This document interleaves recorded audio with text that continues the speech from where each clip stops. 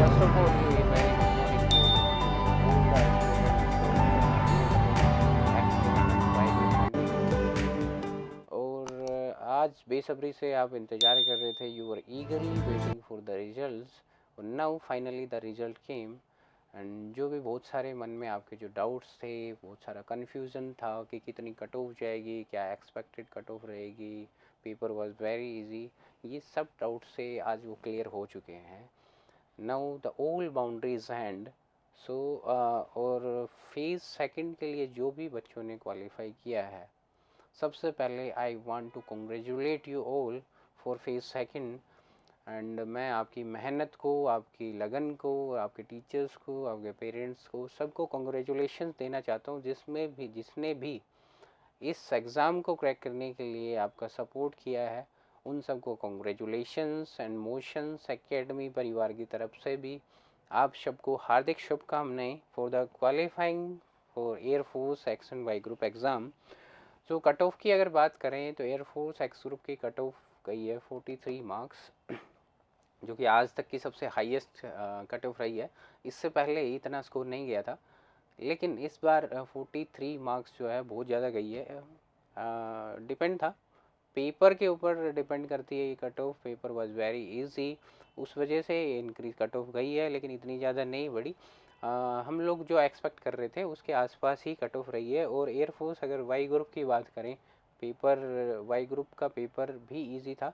29.25 इसकी cut off गई है, तो बहुत ज़्यादा हाई नहीं है ये, मतलब उतनी है जितना आप स्कोर कर सकते थे।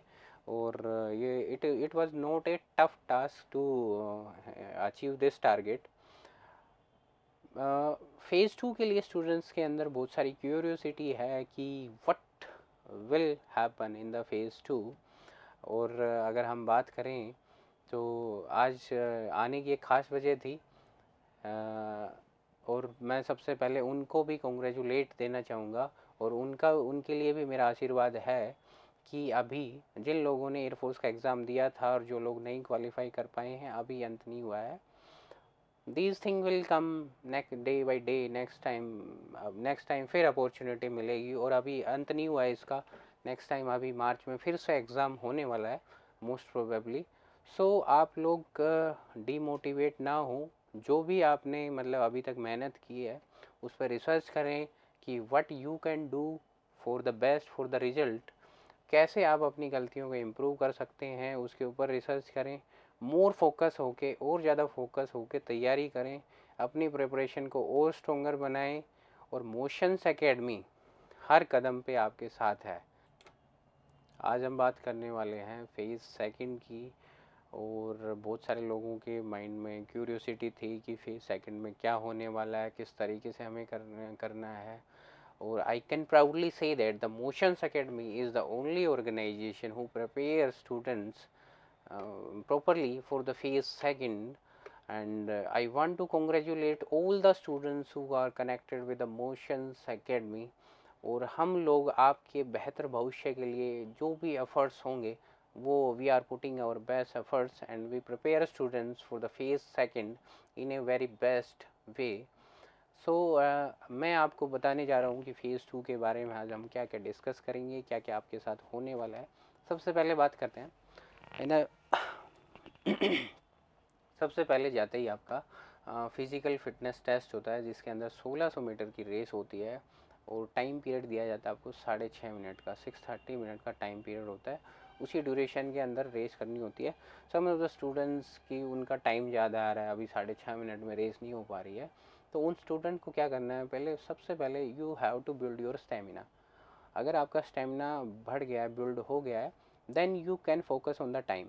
अभी आपके पास टाइम पीरियड भी है, 11 जनवरी से आपके स्टार्ट होंगे, तो उससे पहले पहले आप अपना स्टेमिना बिल्डअप कर लें ताकि आप एक लंबी रेस दौड़ें।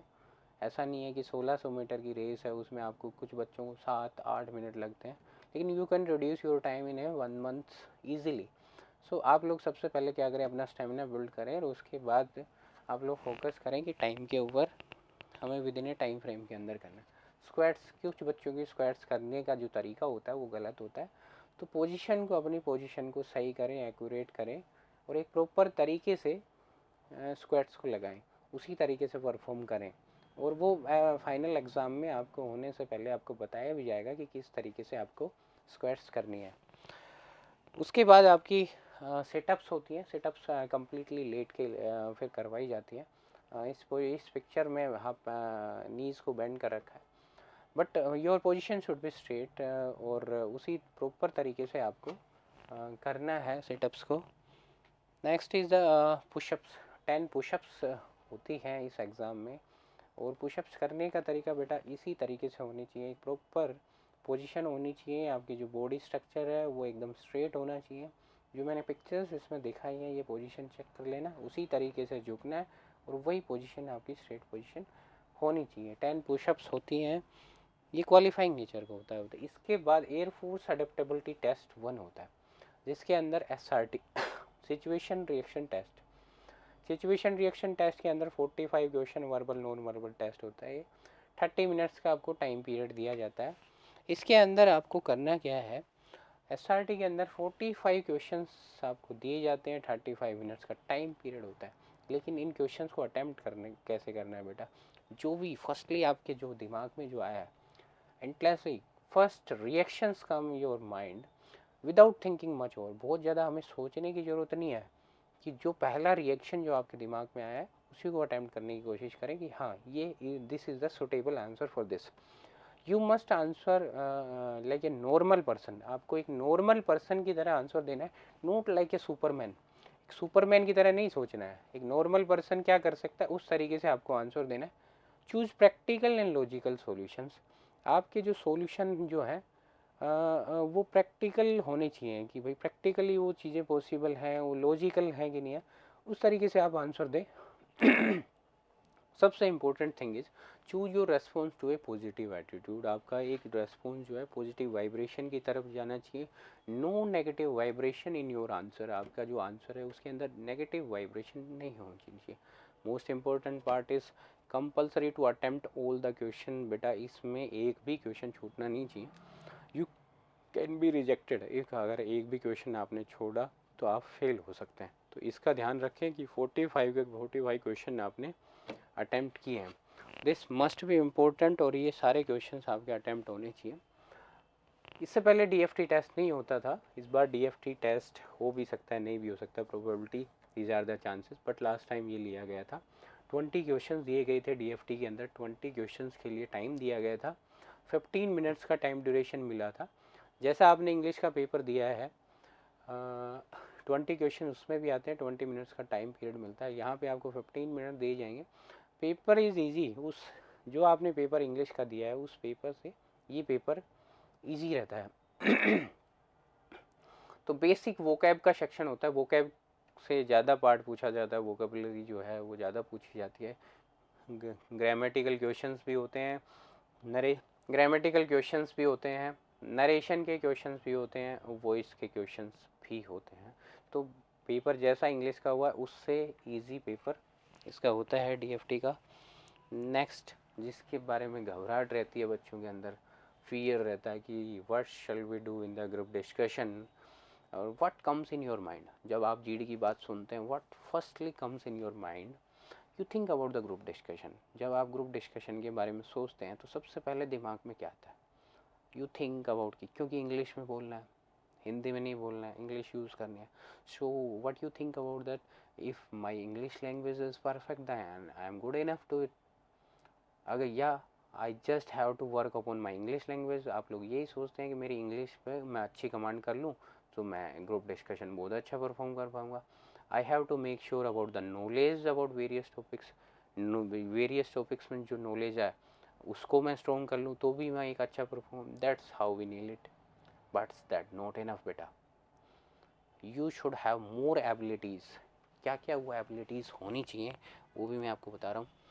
What is group discussion? Group discussion क्या होता है? Your ability to speak a lot, बहुत सारा बोलना, ये ग्रुप डिस्कशन।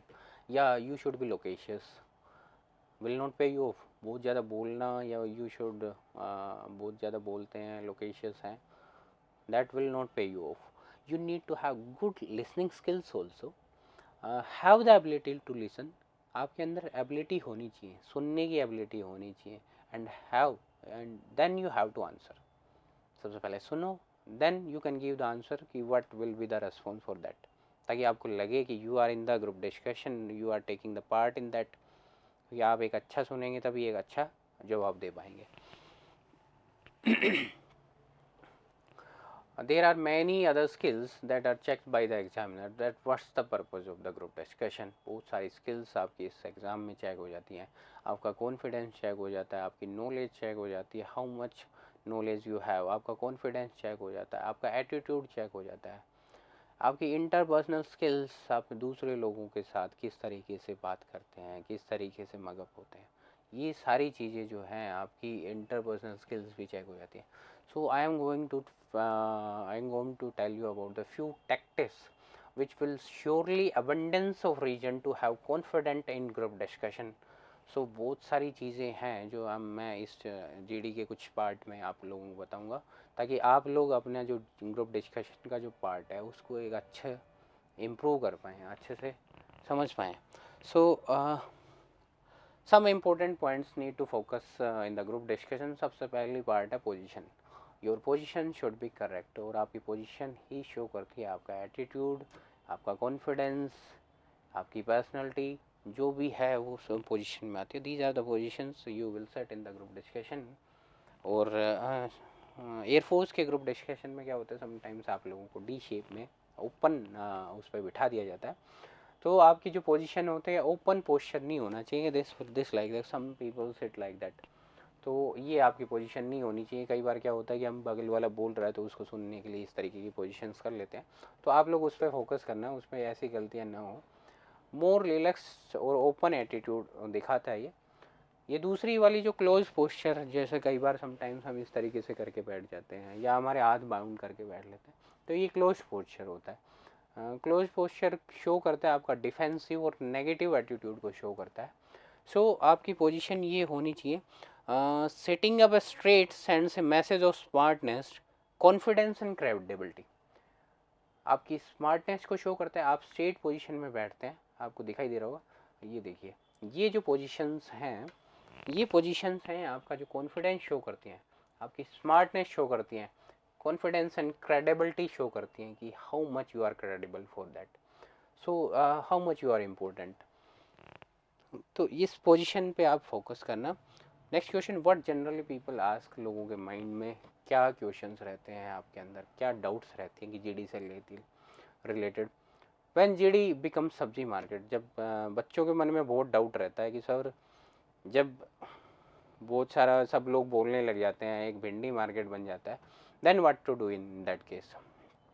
तो आप लोगों को करना क्या है, how we can get the chance. आप लोग ये सोचते हैं कि हमें चांस कैसे मिलेगा बोलने का, how we can get the chance to speak, how we can get the chance to time to speak, कब हमें मौका मिलेगा बोलने का.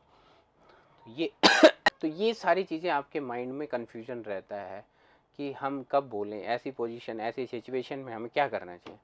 सो in that case let other speak. दूसरों को बोलने दो. And you have to participate in the group discussion also.